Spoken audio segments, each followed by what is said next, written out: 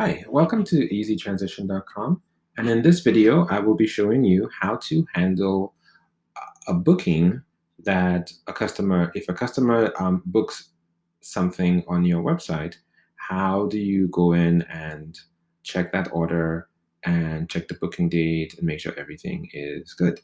So the first thing we're going to do is log into your backend. And the way we do that is by adding /login to your URL. Or if you're already logged in, you can just click on this and go straight to dashboard. So once we get logged in, we're going to see the dashboard. There we go. We see the WordPress dashboard, and we have a number of options here. So the two things is we can go here to WooCommerce and orders, or we can go to bookings. I prefer going to WooCommerce orders here because I get a lot more information.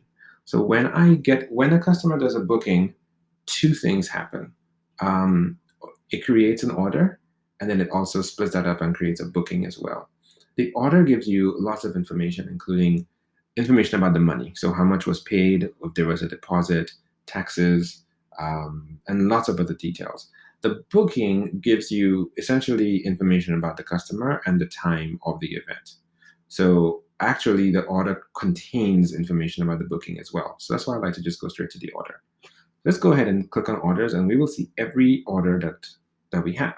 So here are all our orders, and most of these are just test data. So if we go into this one, Darren Cato, we can see that it has an order number, it has a date, a status, and the amount. So this is the date the order was placed. So if I click on here, I'll go into some more details. And once it loads, it's going to show me lots of information about the particular order. So it starts off with the order number. It says payment was via PayPal, and it said when it was paid, what time, and my IP address that it was paid from. So you have lots of information just here. You got a billing address, you have a shipping address if you have one, and you can click here to go into the customer's profile, into more detail, and you can click here to see all the customer's previous orders. So the next thing you want to do is go down here and look at some more detail. So here you have all the information that the customer entered on the front end is here. So it shows all the options that you set up. It's right here. So you have everything you need to know about that particular event or party. Over here, it shows you the amount the customer paid. So they paid $50, and the taxes is $445 for Georgia. So really, the amount of this party is $148.07. But there is a $50 optional deposit, which this customer took. The full amount without taxes is $135.97. So, okay. So first of all, now that we have this information, one other thing I want to show you is over here, you can choose some more actions, including emailing and sending the customer an invoice again. Over here, this is kind of an audit trail of everything that happened to this party, starting from here, December 14th. Every status change that happened, or if a note was sent or the order was canceled. So if you wanted to add a note, you could do some note here, and that could be a private note that's just there for you to remember something, or you could make it a public where it goes to the customer. I'm going to make it private, and I'm going to hit add, and what's going to happen is that you'll see a new note at the very top. So once it loads and I scroll back up, here's my note right here. Okay, so if we keep going down, it will show you the amount and the tax again. That's what was charged. And down here, you have the booking information. You can click on here to go into the booking in more detail. But again, everything that you'll get in the booking, you can get here. So there's no reason to go into bookings. Down here, you have two options. You can invoice the remaining balance because this was a deposit. So you can invoice the balance that they're supposed to pay. Or you can just hit mark paid offline.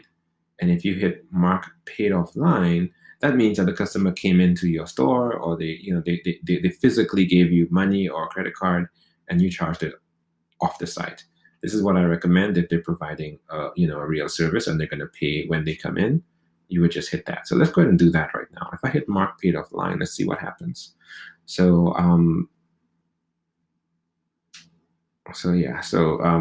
there we go. It just refreshed the whole thing. And if you notice, the status is still partially paid.